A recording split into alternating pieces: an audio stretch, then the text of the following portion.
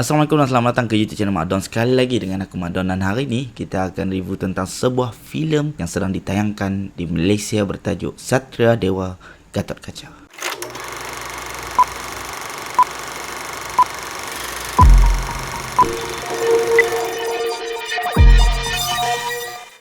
Sebelum tu aku nak cakap terima kasih kepada subscriber lama dan selamat datang kepada subscriber baru. Kalau hampa suka dengan konten-konten yang aku hasilkan, jangan lupa tekan button subscribe dan juga button notification supaya anda tak terlepas dengan konten-konten yang aku hasilkan. 15 Ogos yang lalu aku diberi peluang untuk menghadiri sebuah malam tayangan perdana filem Gatotkaca di TGV Sunway Pyramid. Terima kasih kepada Horizon Film Entertainment kerana menjemput aku dan sudi untuk menjadikan aku salah seorang daripada media partner mereka. Lepas aku tonton filem Gatotkaca dekat Hall 3, I cannot stop thinking yang filem ni sebenarnya dia ada idea yang bagus. Serius, dia ada idea yang bagus, tapi dia tak tahu how to execute the idea. Dia macam habis dana too much dekat CGI dan juga dia punya merchandise sampai dia lupa nak invest dekat the story itself. Untuk buah mula, Satria Dewa Gatotkaca ni adalah sebuah filem adiwira superhero daripada Indonesia dalam universe Satria Dewa itu sendiri. Ianya berbeza dengan Gundala dan Sri Asih. Gundala dan Sri Asih adalah merupakan adiwira daripada Bumi Langit Cinematic Universe. Dua universe yang berbeza. So bayangkan Marvel punya Cinematic Universe dan juga DC, begitulah juga ianya sama dengan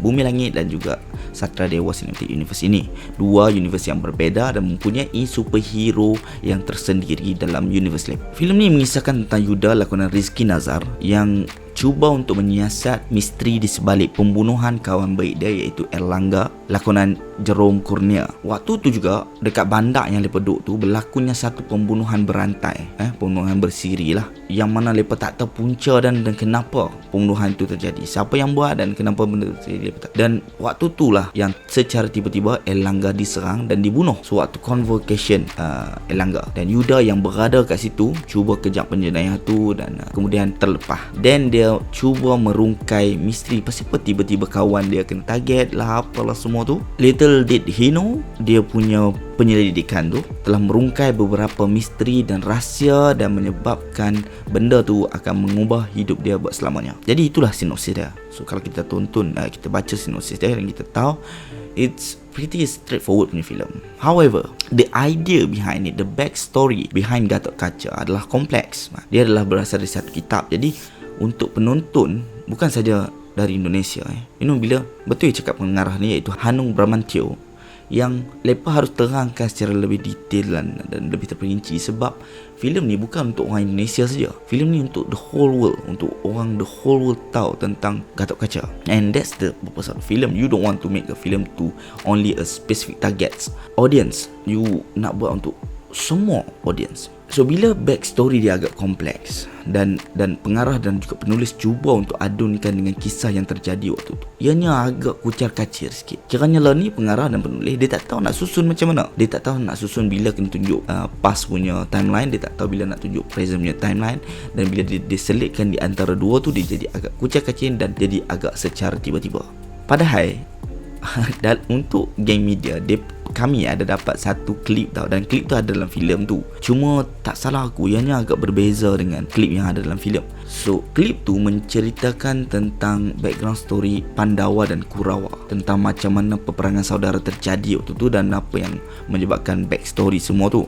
Dan aku tak faham kenapa dia tak startkan filem tu dengan benda tu. Pasal apa dia tak startkan benda tu, filem tu dengan segala penjelasan tentang Kurawa dan Pandawa, so that penonton lebih faham pada awalnya, dan kemudian the story yang Yuda tentang perjalanan Yuda itu untuk menyiasat misteri pembunuhan kawan dia tu akan menjadi lebih smooth. Sebab awal tu hang dah bagi bayangan.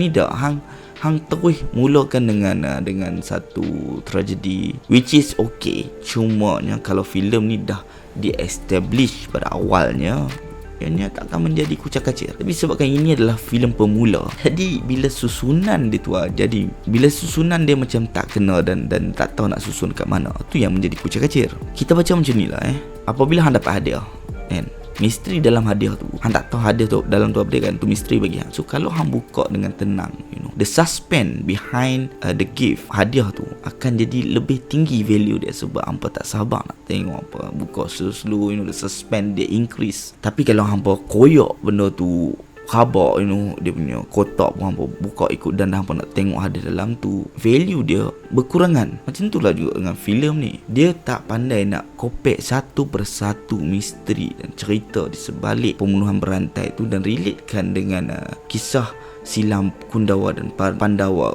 apa semua ni, menyebabkan filem ni jadi kalut dan kucak-kacir lagi. Sebab bagi aku dia macam okey dah tau dia punya jalan cerita tu. Maksudnya kawan dia ni kena bunuh, so hang nak siasat. Bila hang siasat, hang jumpa satu misteri, hang temu satu jawapan, dan setiap jawapan tu adalah satu, orang kata, kesedaran buat hang yang ianya adalah sesuatu yang lebih besar dari apa yang hang sangkakan. Dia ni bukannya seorang pembunuh upahan, pembunuh bersiri yang tengah berlegar-legar kat kota tu, tak ada.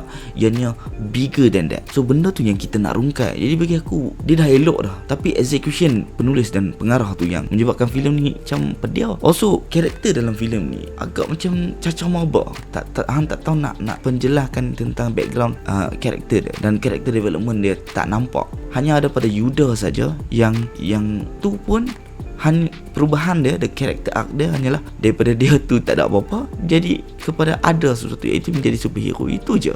And then Watak Beceng, Yaya Ruhian, itu antagonis dia, macam tak ada motif, tiba-tiba nak bunuh ketua dia dan tiba-tiba nak ambil kuasa tu, betray ketua dia tak ada motif. Dia macam tiba-tiba wujud kat situ. Tak ada background story tentang kenapa dia nak mengkhianati bos dia. Tu kena jelaskan lagi tu yang menyebabkan plot hole tercipta tu semua. Sebab dia kalut sangat nak capai ke climax. Sebab okay, here's the spoiler. Uniform Gatot Kaca hanya muncul pada akhir saja climax filem ni. Waktu pertempuran di akhir tu, waktu awal tu semua dia hanya wujud sikit-sikit saja, bagi bayangan je kat hampa, CP dan full kostum wujud hujungnya. So bagi aku dia dah buat orang tunggu lama untuk kemunculan suit tu, dan hujung tu dia nak buat kononnya bagi jadi epic lah or something. But the only epicness yang ada dekat filem ni adalah waktu dia suit up, dia nak jadi superhero. Itu bagi aku nampak style dan CGI dia impressive. Babak akhir dalam filem ni juga adalah satu kelemahan buat filem ni. Maksudnya hang dah build up filem ni, cuba untuk build up filem ni ke atas, tapi bila di hujungnya pertempuran dua adiwira, dua keturunan iaitu Pandawa dan Kurawa dalam full suit, hang buat dalam satu scene yang gelap dan tak nampak apa. Maksudnya kita tak tahu pun lepa ni lawan macam mana. People tak boleh nak hargai the fighting sequence yang ada dekat final act tu. Rugi. Hang dah build up benda tu, tiba-tiba kat ujung tu hang buat macam mendatar. Sebab tu aku cakap dia, orang akan jadi tak hargai bila hang buat benda tu kucak-kacir, dan di hujung tu pun orang tak hargai sangat sebab hang dah rosakkan yang di awal tu. Walaupun ada banyak benda yang aku cakap ni negatif, dia still ada benda yang positif, macam penggunaan CGI dia impressive lah. Tak adalah di tahap wah mind blown, tak ada, dia di tahap impressive. Dia punya cinematography di tahap impressive, ada shot-shot yang aku suka tonton, dan style juga, runut bunyi dia, music score dia pun impressive bagi aku. So yang rugi adalah dari segi dari segi the story itself dan juga dari karakter. Kalau dia perkuatkan semua tu, aku yakin filem pemula Satria Dewa Cinematic Universe ni akan menjadi lebih diingati dan lebih dihargai oleh para penonton di seluruh dunia. So, apa pandangan hampa kalau hampa dah tonton tentang Gatot Kaca ni, filem Gatot Kaca ni? Apa pandangan hampa? Drop down your comment. Jangan lupa tekan button subscribe dan juga button notification. Till then, kita jumpa lagi next video. Thank you for watching. Bye-bye.